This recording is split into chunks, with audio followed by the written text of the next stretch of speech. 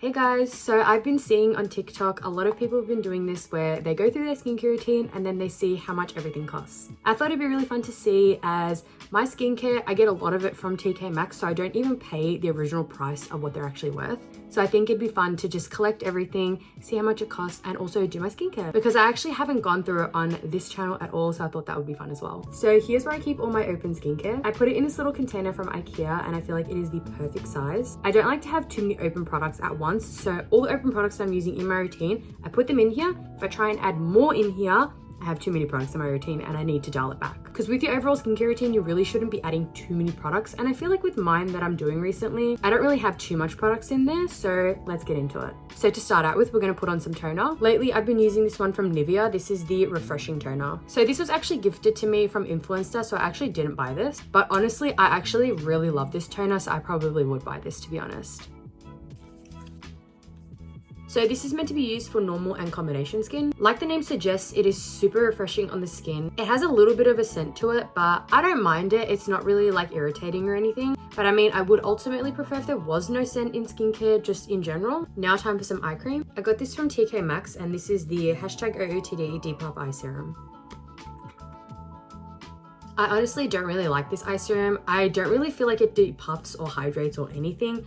Maybe the formula just isn't strong enough. Maybe it's just not for me. I don't know. I'm not really a fan of this one. Now time for some serums. I go a little overboard here. And what I mean by overboard is I use 3 serums. So I actually like to mix all of these. Starting out with this one from BOJ Calming. This is the Ginseng Essence Water. And then next I like to go in with the Skinfood Royal Honey Propolis Enrich Essence. And lastly, I like to go in with this other serum from BOJ Calming. This is the Calming Serum. So the Ginseng water I found at TkMaxx. The Skinfood serum was actually gifted to me by Skinfood. And lastly, this serum here, I found this also at TkMaxx. I like to firstly go in with a little bit of the ginseng water and then just a little drop of the Royal Honey Propolis and then 3 drops of the Calming Serum. I've really been liking this combo, to be honest. I know the ginseng water has niacinamide in it, which is really good at exfoliating the skin. I don't use this all the time. I like to alternate this in and out of my routine. I absolutely love the Royal Honey Propolis. I feel like this is so fantastic for my skin. Propolis is really good at healing the skin and I have an impaired barrier, as you can tell. So this is absolutely perfect for someone like me. And this Calming Serum from BOJ Calming, this is literally becoming my ride or die serum. I have a lot of redness, obviously from picking my skin and also from just my skin in general. This helps to calm it so beautifully. It never irritates my skin. I love the smell. I love everything about this serum. So this has green tea and panthenol, which is really good at healing the skin, and I need all the healing I can get because I ultimately did that to my skin. And now for some moisturizer. This is one from Etude House. This is the Moistfull Collagen Cream. I recently have started using this and I honestly really like it so far. I found this at TkMaxx and I'm always open to trying new skincare. We all know that. And when I saw this, I thought, you know what, why not just give it a go? And from my first impressions of it, as I said, I've just recently started using this. It's super hydrating on the skin and it absorbs really nicely. It doesn't really leave like a film or any sort of icky feeling on your face. I need to use this more to come up with like my final opinion, but first impressions, it's a really decent moisturizer. And lastly, for the face products, we're gonna go in with some sunscreen. So I've been using this one from Eve Skin. This is the Moisturising SPF 30+, and this was actually gifted by Eve Skin. I have honestly been really liking this sunscreen. If you use a little too much of it, it does leave a bit of a white cast on your face and it starts to peel. So I recommend really thin layers with this, and you only really need a little bit. It goes a long way. I really like the scent of this. It smells like vitamin E and coconut. It's super hydrating and moisturizing on the skin. It's been working really nicely for my dry skin. And then since I'm not gonna be wearing any makeup today, I'm gonna go in with my Exma Cream. This is from Dermal Therapy and this is the Face and Eyelid Exma Cream. I got this from Chemist Warehouse.